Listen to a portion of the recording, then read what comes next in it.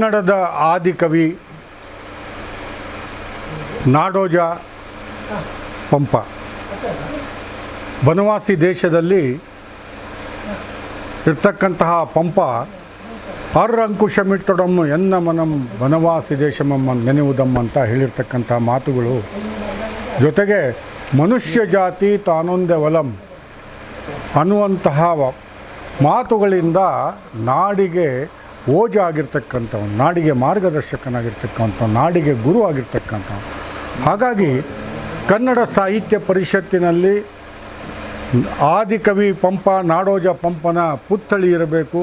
ಜೊತೆಗೆ ಕನ್ನಡ ಸಾಹಿತ್ಯ ಪರಿಷತ್ತಿನ ಕಟ್ಟಡ ಇರ್ತಕ್ಕಂಥದ್ದೇ ಪಂಪ ಮಹಾಕವಿ ರಸ್ತೆಯಲ್ಲಿ. ಹಾಗಾಗಿ ಆ ರಸ್ತೆಗೂ ಸಹಿತ ಒಂದು ಅರ್ಥ ಬರಬೇಕು. ಜೊತೆಗೆ ಕನ್ನಡ ಸಾಹಿತ್ಯ ಪರಿಷತ್ತಿನಲ್ಲಿ ಪಂಪನ ಮೂರ್ತಿ ಇರಬೇಕು ಅನ್ನೋದು ಬಹುದಿನಗಳಿಂದ ಇರ್ತಕ್ಕಂಥ ಕನಸು. ನನಗೆ ಒಂದು ಅವಕಾಶ ಸಿಕ್ಕಿದೆ ಈ ಕನಸನ್ನು ನನಸನ್ನಾಗಿ ಮಾಡ್ತಕ್ಕಂಥದ್ದು. ಹಾಗಾಗಿ ಇಲ್ಲಿ ಇರ್ತಕ್ಕಂತಹ ಮೂರ್ತಿ ಇದೆಯಲ್ಲ, ಇದು ನಾಡೋಜ ಆದಿಕವಿ ಪಂಪನದು. ಪಂಪ ತನ್ನ ಬಗ್ಗೆನೇ ಹೇಳ್ಕೊಳ್ತಾನೆ, ಆದರೆ ಪಂಪನನ್ನು ನೋಡಿದವರು ಯಾರೂ ಇಲ್ಲ. ಹಾಗಾಗಿ ಅವನು ಹೇಳಿಕೊಟ್ಟಿರ್ತಕ್ಕಂಥ ವಿಷಯಗಳ ಆಧಾರಿತವಾಗಿರ್ತಕ್ಕಂತಹದ್ದು, ಜೊತೆಗೆ ಕಾಲ್ಪನಿಕವಾಗಿರ್ತಕ್ಕಂಥದ್ದು. ಕಾಲ್ಪನಿಕದಲ್ಲಿಯೂ ಸಹಿತ ವಾಸ್ತವಿಕತೆಯನ್ನು ತಂದು ಕೊಡ್ತಕ್ಕಂತಹದ್ದನ್ನು ನಮ್ಮ ಶಿಲ್ಪಿಗಳು ಮಾಡಿದ್ದಾರೆ. ಯಾಕಂದರೆ ಪಂಪನೇ ನಾನು ಯಾವ ರೀತಿಯಲ್ಲಿ ಇದ್ದೆ ಅನ್ನುವಂಥದ್ದನ್ನು ಹೇಳಿದ್ದಾರೆ. ಹಾಗಾಗಿ ನಾವು ಇಲ್ಲಿ ಸಾಂಕೇತಿಕವಾಗಿ ಪಂಪನನ್ನು ನಮ್ಮ ಸಾಹಿತ್ಯ ಪರಿಷತ್ತಿನಲ್ಲಿ ಪಂಪನ ಪುತ್ಥಳಿಯನ್ನು ನಾವು ಅನಾವರಣವನ್ನು ಮಾಡ್ತಕ್ಕಂಥದ್ರ ಮುಖಾಂತರವಾಗಿ ಆ ಆದಿಕವಿ ನಾಡೋಜಗೆ ನಾವು ಗೌರವವನ್ನು ಸೂಚಿಸ್ತಕ್ಕಂಥ ಕೆಲಸವನ್ನು ಭಾಳ ಹೆಮ್ಮೆಯಿಂದ ಸಾಹಿತ್ಯ ಪರಿಷತ್ತು ಮಾಡುತ್ತೆ.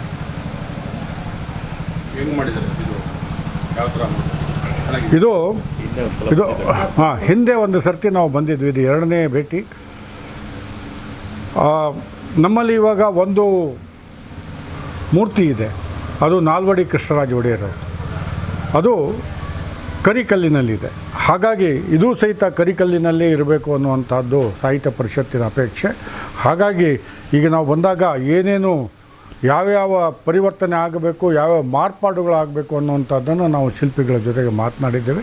ಹಾಗಾಗಿ ನಾವೇನು ನಿರೀಕ್ಷೆ ಮಾಡಿದ್ದೀವಿ ಆ ನಿರೀಕ್ಷೆಯನ್ನು ಮುಟ್ತಕ್ಕಂಥ ಮಟ್ಟಿಗೆ ಬರುತ್ತೆ ಅನ್ನುವಂಥ ವಿಶ್ವಾಸ ಇದೆ. ಇವರು ಕೊಟ್ಟಾದಮೇಲೆ ಈಗ ತಮಗೆ ಗೊತ್ತಿದೆ, ಚುನಾವಣಾ ನೀತಿ ಇರ್ತಕ್ಕಂಥ ಹಿನ್ನೆಲೆಯಲ್ಲಿ, ಜೊತೆಗೆ ಚುನಾವಣಾ ನೀತಿ ತೆಗೆದ ಮೇಲೆ ಜೂನ್ ತಿಂಗಳಲ್ಲಿ ಅಷ್ಟರೊಳಗಡೆ ಇವ್ರದ್ದು ಸಹಿತ ಸಂಪೂರ್ಣವಾಗಿ ತಯಾರಿಯನ್ನು ಮಾಡಿರ್ತಾರೆ ಅನ್ನುವಂಥದ್ದು. ಹಾಗಾಗಿ ಜೂನ್ ಜುಲೈಯಲ್ಲಿ ನಾವು ಇದನ್ನು ಈ ಮೂರ್ತಿಯ ಪ್ರತಿಷ್ಠಾಪನೆಯನ್ನು ಮಾಡ್ತಕ್ಕಂಥ ಕಾರ್ಯವನ್ನು ಇಟ್ಕೊಳ್ತೀವಿ.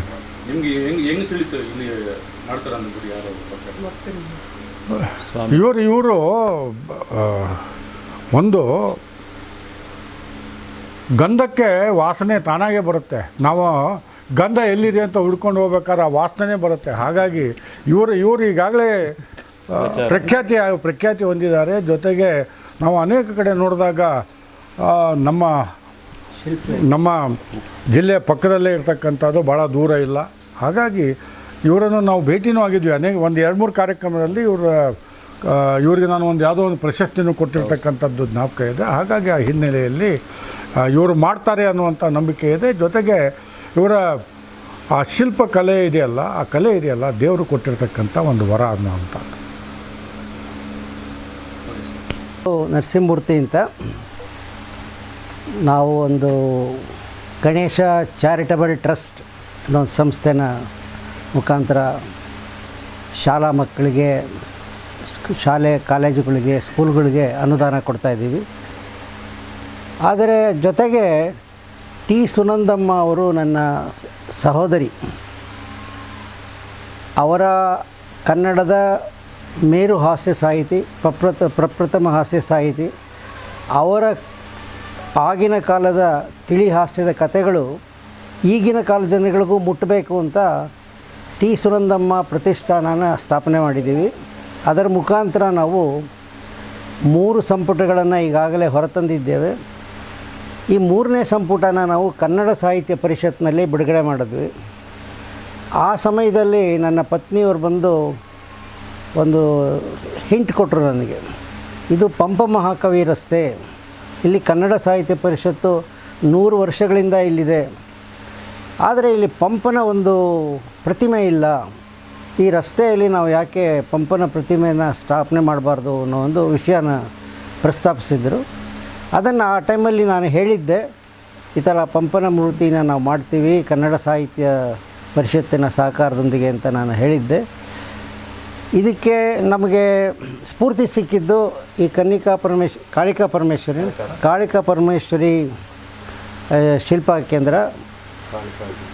ಇವರು ನಮಗೆ ಒಂದು ಮೂರ್ತಿಯನ್ನು ಶೇಷವಾಹನ ಮೂರ್ತಿಯನ್ನು ಈಗಾಗಲೇ ಮಾಡಿಕೊಟ್ಟಿದ್ದರು. ಅದು ಸೋಮೇನಹಳ್ಳಿ ದೇವಸ್ಥಾನದಲ್ಲಿ ಪ್ರತಿಷ್ಠಾಪನೆ ಆಗಿದೆ. ಅದು ಬಹಳ ಅದ್ಭುತವಾಗಿ ಬಂದಿದೆ. ಆ ಊರಿನ ಜನಗಳೆಲ್ಲ ಬಹಳ ಮೆಚ್ಚಿಕೊಂಡಿದ್ದಾರೆ. ಹಾಗಾಗಿ ಈ ವಿಷಯ ಬಂದಾಗ ನಾನು ಸಾಹಿತ್ಯ ಪರಿಷತ್ತಿನ ಅಧ್ಯಕ್ಷರು ನಾಡೋಜ ಡಾಕ್ಟರ್ ಮಹೇಶ್ ಜೋಶಿಯವ್ರ ಜೊತೆ ಮಾತಾಡಿದಾಗ ಅವರು, ಇಲ್ಲ ಬನ್ನಿ, ನೀವು ಬನ್ನಿ, ನಾನು ಸಹಕಾರ ಕೊಡ್ತೀನಿ, ನಾವು ಮಾಡೋಣ ಅಂತ ಹೇಳಿದ್ರು. ಹಾಗಾಗಿ ಈ ಕಾರ್ಯನ ಇವರಿಗೆ ನಾನು ನಮ್ಮ ಶಿಲ್ಪ ಆಚಾರ್ಯರಿಗೆ ನಾನು ವಹಿಸಿದೆ. ಅವರು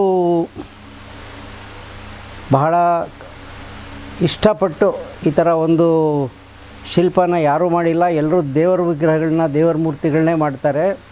ಆದರೆ ಒಂದು ಕವಿಗೆ ನೀವು ಈ ರೀತಿ ಗೌರವ ಸಲ್ಲಿಸ್ತಾ ಇದ್ದೀರಾ, ನಮಗೂ ಭಾಳ ಸಂತೋಷ ಆಗಿದೆ, ನಾವು ಇದನ್ನು ಖಂಡಿತ ಮಾಡಿಕೊಡ್ತೀವಿ ಅಂತ ಹೇಳಿ ಒಂದು ಚಾಲೆಂಜಾಗಿ ತಗೊಂಡು ಮಾಡಿದ್ದಾರೆ.